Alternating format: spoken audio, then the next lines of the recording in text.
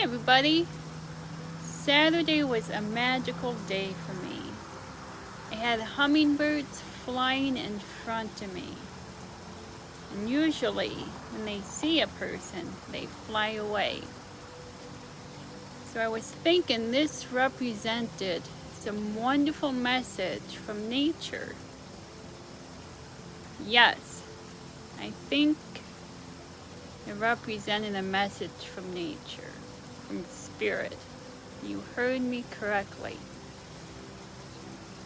And if you've read Indigenous books, you would probably know what I'm talking about. And if you haven't, you can still know what I'm talking about because they reference trees and rocks talking. And so I think about the flight of the hummingbird, how it can hover in midair, how it can fly backwards. And there's one other type of flight that I can't remember at the moment. I'd have to look it up. But that will be how I will get my message from spirit, how it flies. Now, when I think about nature talking, I think about my energy and nature's energy exchanging communication. That's as simple as I can put it at this very moment. An exchange of energy. Maybe an exchange of energy sounds foreign to you. But I'm thinking about this story I read in the book Beyond Pandemic. This one woman, she had spent some time in France and she had a dream from Abdul-Baha saying, bring money and flowers to Mrs. S. I think that was her name. And it was early in the morning. So early the sun hadn't come up. But she still held a taxi and she went around searching for flowers. Every place was closed. And then eventually she found this flower cart and it had roses.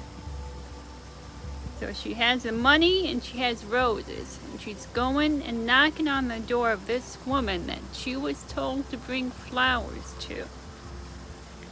And at the very same moment she's knocking on the door, that woman has her hand on the doorknob from the inside. And she's about to go out into the river and drown herself. So that dream was life-saving, I would say. And it came from the spiritual realm. And I would advise you to read that book. It's full of many, many, many wonderful things that we need to know. And that's one of my favorite stories I read in there. That we have guidance in the spiritual world.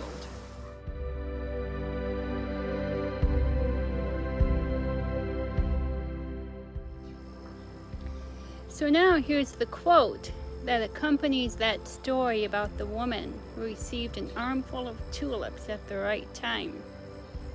These are the words of Shoghi Effendi. The purer and more free from prejudice and desire our hearts and minds become, the more likely it is that our dreams will convey reliable truth. If we have strong prejudices, personal impression that comes to us.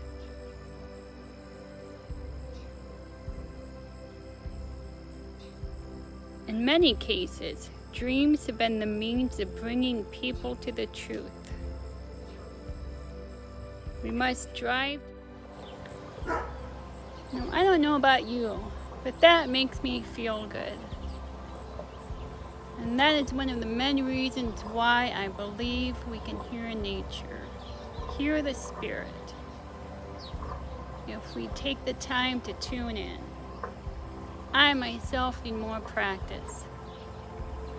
Maybe not practice, but I need to make the time more because I live in this world of technology and walls, and does affect me. But I like to hear the spirit of nature.